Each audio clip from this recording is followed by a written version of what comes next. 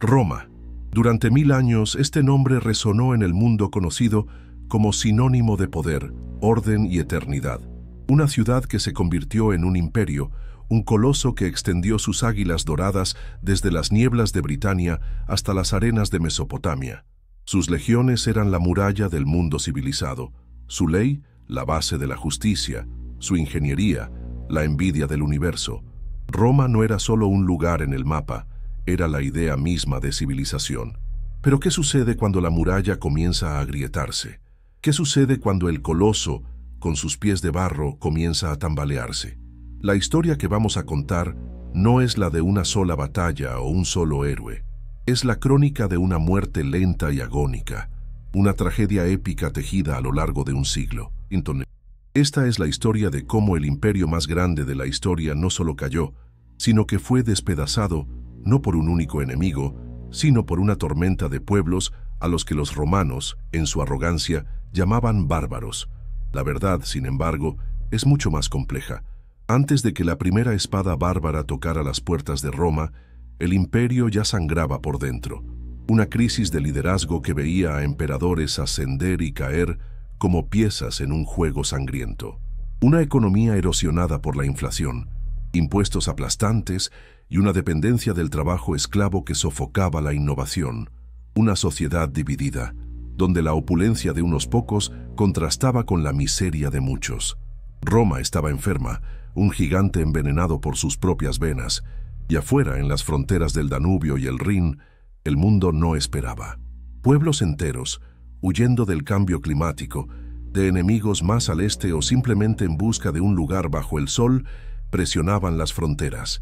No eran un ejército monolítico, eran godos, vándalos, francos, alanos, suevos, cada uno con su propia cultura, sus propios líderes y sus propias ambiciones.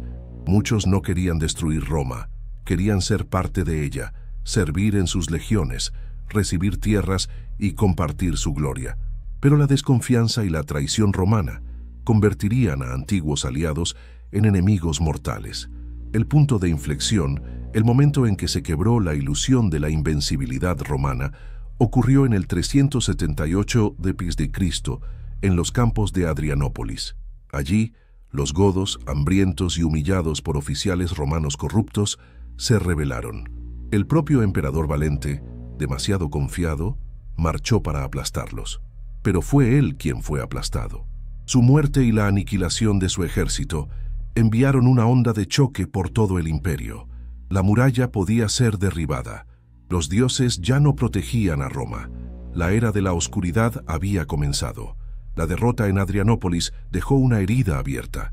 El imperio, desesperado, comenzó a adoptar una política peligrosa: contratar tribus bárbaras enteras como federados, aliados que lucharían por Roma a cambio de tierras y oro.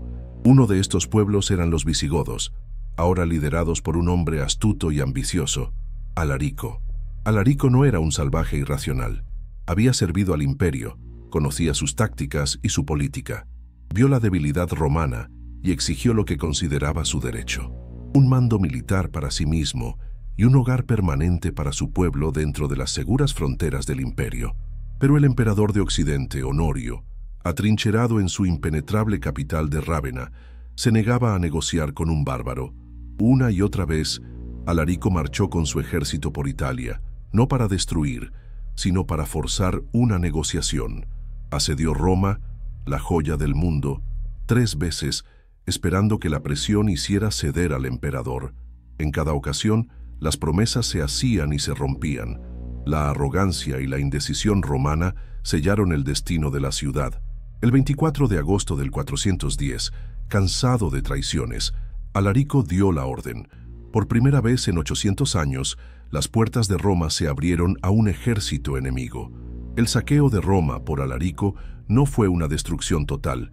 Duró solo 3 días y Alarico, siendo cristiano, ordenó que se respetaran las iglesias. Pero el daño psicológico fue incalculable.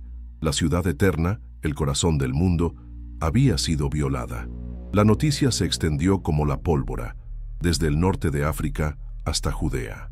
San Jerónimo, al enterarse de la caída, escribió desde Belén: la ciudad que había conquistado el mundo entero fue conquistada a su vez.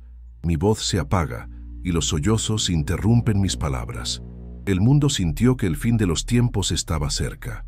El hechizo de la invencibilidad de Roma se había roto para siempre.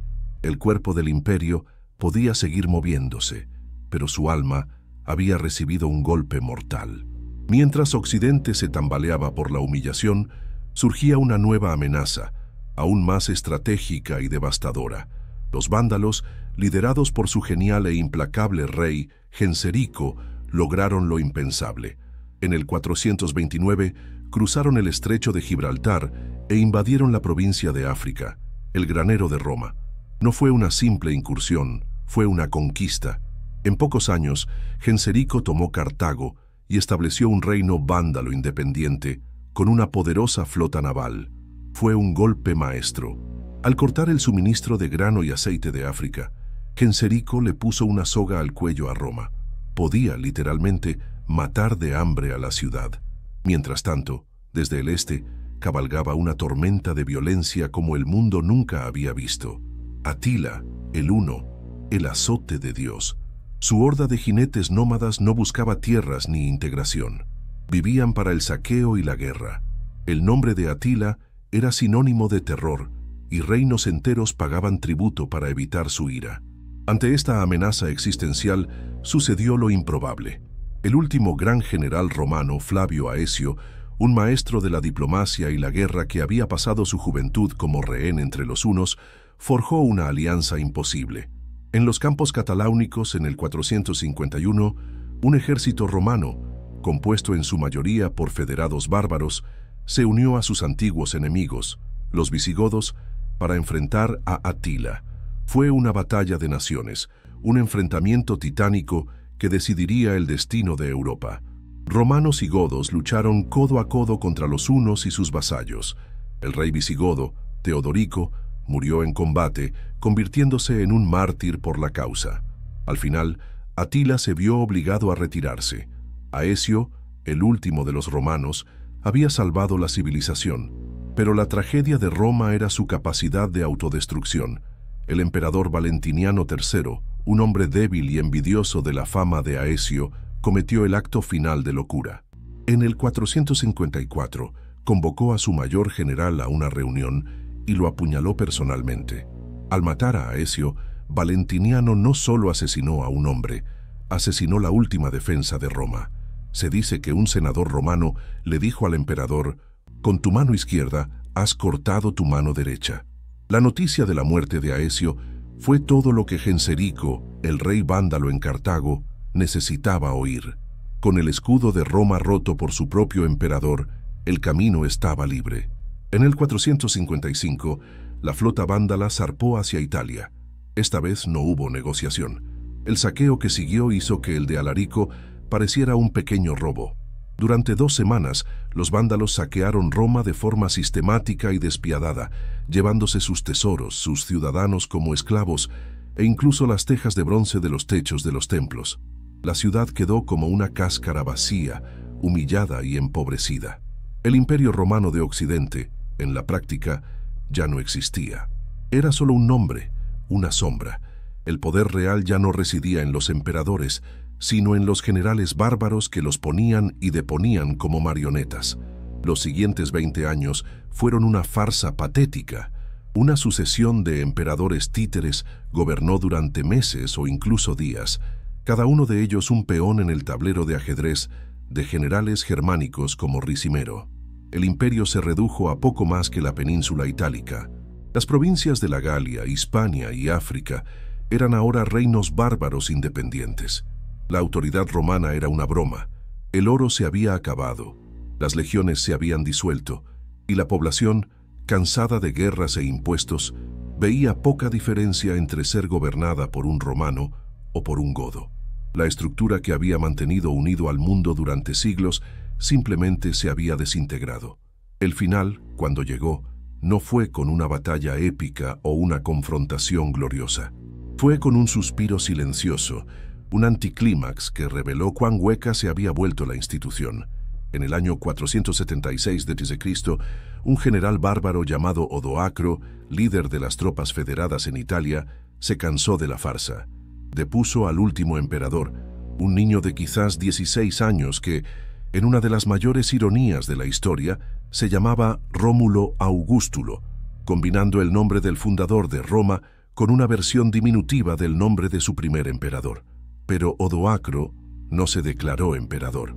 No nombró un sucesor, simplemente tomó las insignias imperiales, la diadema, el manto púrpura y el cetro, y las envió al emperador de Oriente en Constantinopla con un simple mensaje: Occidente ya no necesita un emperador. Era el certificado de defunción. No hubo clamor, no hubo resistencia. El águila había caído de su estandarte por última vez, no con un grito de guerra, sino con el silencio de la indiferencia. El Imperio Romano de Occidente estaba muerto. Entonces, ¿fueron los bárbaros quienes destruyeron Roma? Sí, pero solo fueron el instrumento de una destrucción que ya estaba en marcha. Fueron la fiebre que consumió un cuerpo ya devastado por la enfermedad. La caída de Roma nos enseña una lección atemporal. Ningún poder es eterno, y los imperios más grandes a menudo llevan las semillas de su propia destrucción en su interior.